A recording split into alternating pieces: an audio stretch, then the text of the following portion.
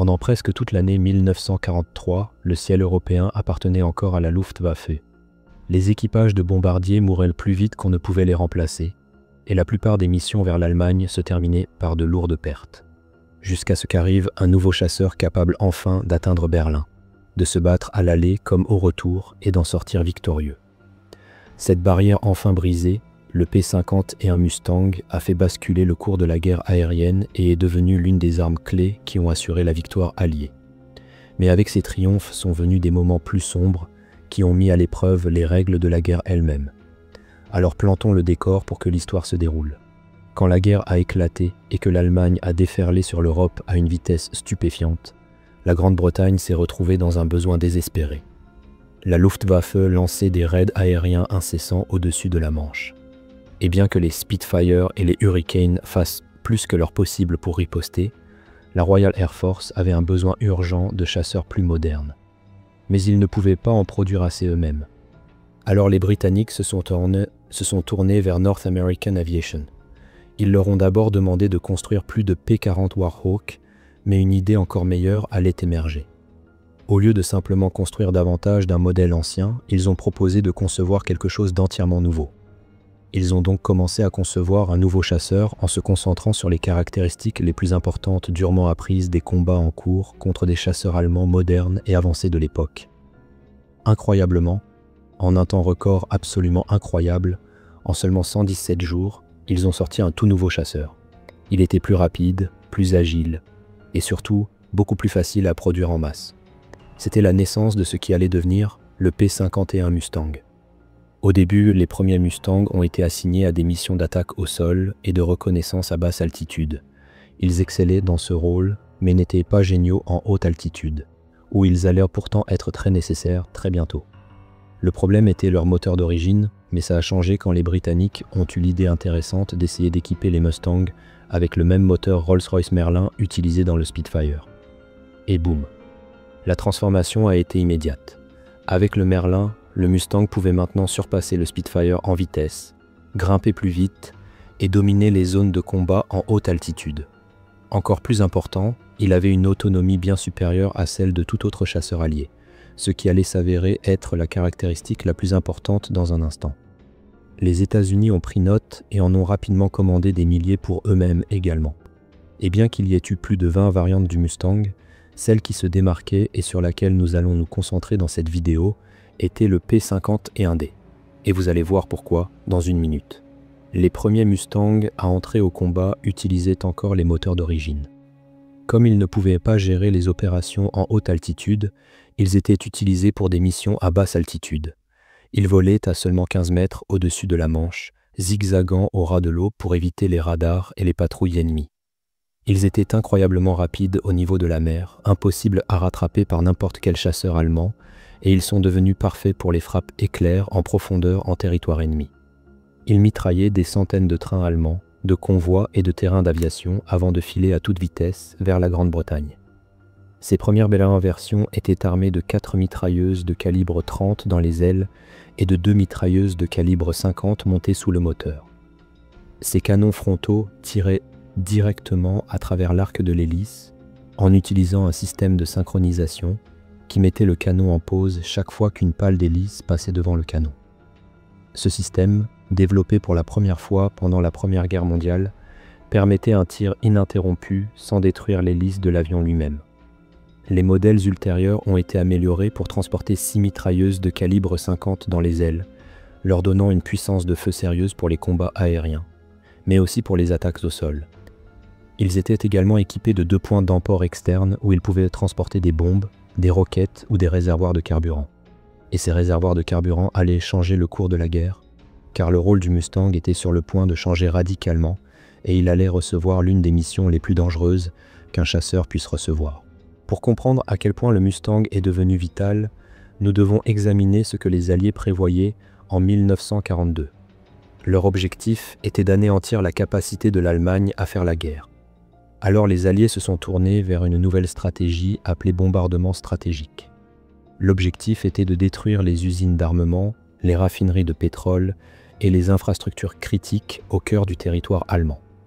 L'offensive de bombardement combinée a commencé avec des bombardiers américains bombardant de jour, tandis que les Britanniques bombardèrent de nuit, tous décollant de base en Grande-Bretagne et s'enfonçant toujours plus profondément en territoire contrôlé par l'Allemagne.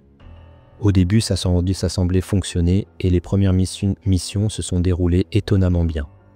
C'était en partie parce que les défenses aériennes allemandes étaient dispersées à l'époque. La majeure partie de la Luftwaffe était encore occupée à combattre les soviétiques sur le front de l'Est et les batteries de DCA étaient principalement concentrées autour des grandes villes. Les bombardiers frappaient des cibles en France occupée, en Belgique et aux Pays-Bas avec des pertes minimes. Mais ce succès n'a pas duré. Alors que les bombardiers s'enfonçaient plus profondément en Allemagne, les vols devenaient plus longs, les réseaux radars allemands s'amélioraient, et davantage de batteries de DCA étaient installées à travers le pays. Puis la Luftwaffe a commencé à retirer ses meilleures escadrilles de chasse du front de l'Est spécifiquement pour intercepter les bombardiers. Soudain, les raids de bombardement sont devenus extrêmement meurtriers. Les planificateurs alliés avaient supposé que les formations de bombardiers volant en formation serrée et hérissées de mitrailleuses seraient capables de se défendre elles-mêmes, mais ils avaient tort, horriblement tort. L'un des exemples les plus brutaux fut le raid sur Schweinfurt, où près d'un tiers des bombardiers ont été abattus. Des centaines d'aviateurs américains ont été tués, blessés ou faits prisonniers. Ils ne pouvaient tout simplement rien faire contre les intercepteurs allemands, surtout en plein jour. Les Alliés ont essayé de multiples solutions, dont aucune n'a fonctionné, et les bombardiers se faisaient abattre à un rythme tout simplement alarmant. Finalement, il est devenu clair que seule une escorte de chasseurs pouvait leur garantir une certaine sécurité. Mais il y avait un problème. Aucun des chasseurs dont disposaient les Alliés à l'époque n'avait l'autonomie pour suivre les bombardiers. Les bombardiers avaient une autonomie bien supérieure. Alors que les chasseurs étaient destinés principalement à des missions d'interception à courte portée, ils devaient faire demi-tour bien avant que les bombardiers n'atteignent leur cible en Allemagne, ce qui laissait les formations sans protection, juste au moment où elles avaient le plus besoin de couverture, entraînant de telles pertes catastrophiques. Puis une nouvelle technologie allait tout changer.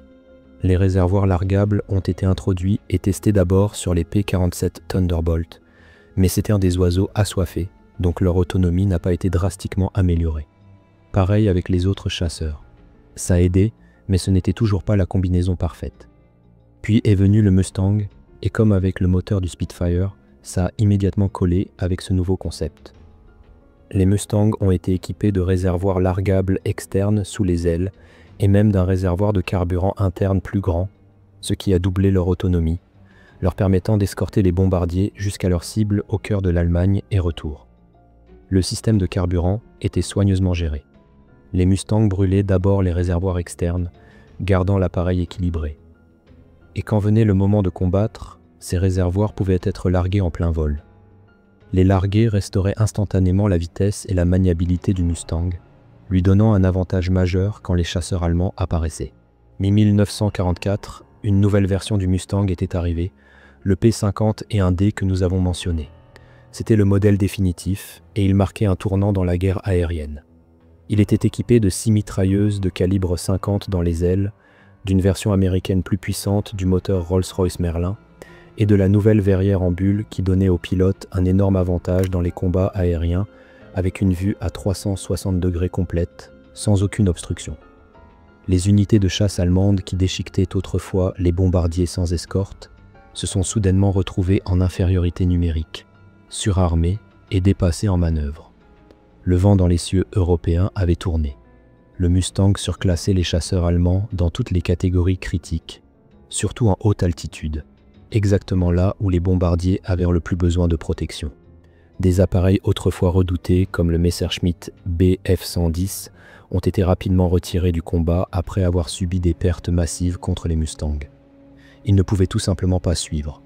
Les Allemands modifiaient leurs chasseurs avec un armement plus lourd comme des canons de 20 et 30 mm, qui étaient plus efficaces contre les bombardiers. Mais le poids ajouté de ces armes les rendait beaucoup plus lents une fois entraînés dans un combat aérien. Face à la vitesse et à l'agilité du Mustang, ils avaient un peu de chance. La Luftwaffe a essayé de s'adapter et a formé des unités de frappe coordonnées. Une force spécialisée de Focke-Wulf 190 lourdement armée serait escortée par des Bf-109 dont le travail était d'engager les Mustangs et de les attirer loin des bombardiers. Si ça marchait, les 190 pouvaient alors percer et déchiqueter les formations de bombardiers. Et quand cette tactique était correctement exécutée, elle pouvait être dévastatrice. Mais elle avait un défaut majeur, elle nécessitait du temps. Ces grandes formations de frappe étaient difficiles à coordonner et faciles à repérer. Comme les Mustangs avaient commencé à voler en avant des unités de bombardiers, ils interceptaient souvent les attaquants allemands avant même qu'ils ne puissent lancer leur assaut. La stratégie fonctionnait rarement comme les Allemands l'espéraient. La doctrine de chasse alliée avait également changé. Les pilotes de Mustang ne recevaient plus l'ordre de rester collés aux bombardiers. Au contraire, ils avaient plus de liberté et étaient encouragés à errer en avant de la formation, chassant activement les appareils ennemis ou les cibles au sol vulnérable. Au début, les équipages de bombardiers détestaient ça, parce qu'ils se sentaient à nouveau exposés. Mais les résultats étaient en fait surprenants. De cette façon, les pertes de la Luftwaffe augmentaient encore plus avec des avions et des terrains d'aviation détruits au sol, et les forces aériennes alliées progressaient régulièrement vers la suprématie aérienne totale. La situation est devenue si désespérée qu'une blague sinistre a commencé à circuler parmi les Allemands. Si tu vois un avion blanc, c'est américain. Si tu vois un avion noir, c'est britannique. Et si tu ne vois aucun avion du tout, c'est la Luftwaffe. Les Mustangs ont bientôt commencé à transporter jusqu'à 10 roquettes ou 2 bombes de 225 kg, faisant d'eux une menace sérieuse pour les véhicules, convois et installations allemands. Mais une mission en particulier a montré à quel point les choses pouvaient devenir personnelles quand un pilote de Mustang allait faire quelque chose d'horrible, bien que probablement justifié. Le commandant Richard Peterson escortait un groupe de B-17 au cœur du territoire allemand quand des chasseurs ennemis sont apparus. Un combat aérien féroce a éclaté et plusieurs B-17 ont été touchés. Leurs équipages ont sauté et descendèrent vers le sol en parachute. Il y avait une règle non écrite parmi la plupart des pilotes de tous les camps. On ne tirait pas sur des hommes qui sautèrent d'un avion déjà hors de combat. Ils n'étaient en plus une menace et cette règle était vue comme une forme noble de chevalerie. Mais tout le monde ne la suivait pas. Peterson a repéré le pilote allemand qui faisait demi-tour, tirant délibérément sur les aviateurs alliés dans leurs parachutes. Furieux, Peterson s'est lancé à la poursuite du chasseur allemand dans son Mustang, mais il ne voulait pas détruire l'appareil directement. Il voulait forcer le pilote à sauter d'abord. Après un bref engagement, le pilote allemand a été touché et a finalement sauté. Maintenant, c'était lui qui pendait impuissant dans son parachute. Puis Peterson a fait demi-tour, s'est aligné et a vidé presque toutes ses mitrailleuses de calibre 50 directement sur lui. Vous pouvez imaginer comment ça s'est terminé. Au stade final de la guerre, les Mustangs affrontaient une nouvelle génération de menaces. L'Allemagne avait commencé à déployer des intercepteurs à réaction. Le Messerschmitt 163 Comet fut le premier, bien qu'un intercepteur à haute vitesse de courte durée. Mais le vrai danger était le Me-262, le premier chasseur à réaction opérationnelle au monde. Le Me-262 était un type de menace complètement différent.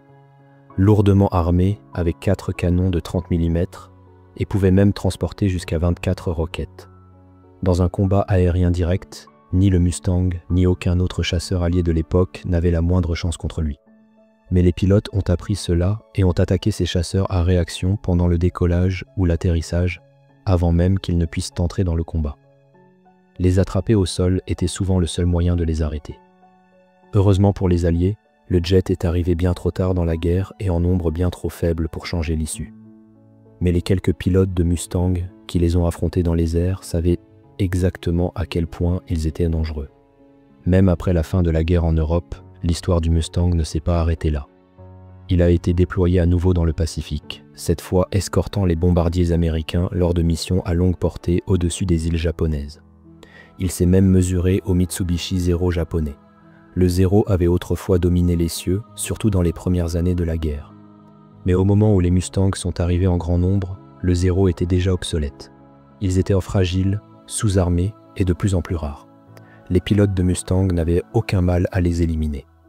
Après la guerre, le Mustang a continué à voler pendant un moment encore, mais alors que la technologie des jets progressait, l'ère des chasseurs à moteur à piston a pris fin.